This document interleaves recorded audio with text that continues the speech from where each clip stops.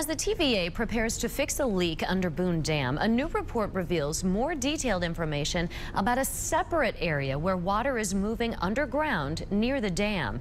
Last year, a sinkhole at the base of Boone Dam led to the discovery of water moving through the earth portion of the wall that holds back Boone Lake.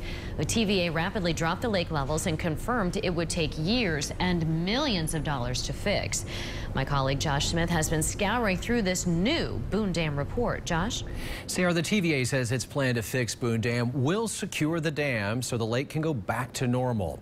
This past summer, TVA said the movement of water around Boone Dam was far more complex than they thought at first. In this new report, they get specific. First, let's take a look at this map of Boone Dam. I want to do a little bit of drawing for you. This is the concrete structure of Boone Dam. No problem here. This is the earth portion of the dam. TVA says prior to lowering the lake levels, water was moving out of the reservoir through this section, coming out into the river downstream. That was a big problem they now want to fix.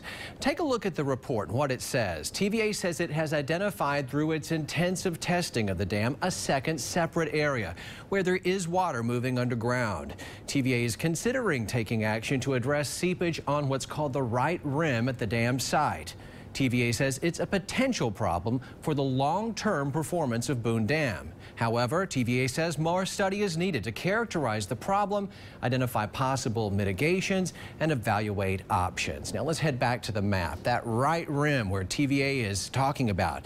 Let me show you where that is on the map. That is right in this area up here. So it's totally separate from the other issues, so I'm going to move that off the screen. You don't need to be concerned about as they talk about right rim. That's here. The concern TVA has now is that water is moving underneath the area beside of that right rim, between the right rim and the South Holston River coming out at the bottom of the dam. Here is what TVA told us this week. It's just something we've got to look into further to determine, are there additional steps that need to be taken below the dam, independent of the earthen embankment that we're going to be repairing to restore the reservoir.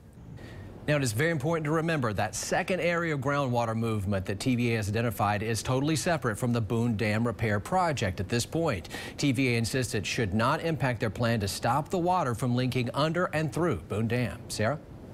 Thanks, Josh. And you can find a link to that TVA report on our website, WJHL.com. Now, TVA wants you to read that report and give them some feedback at a public hearing.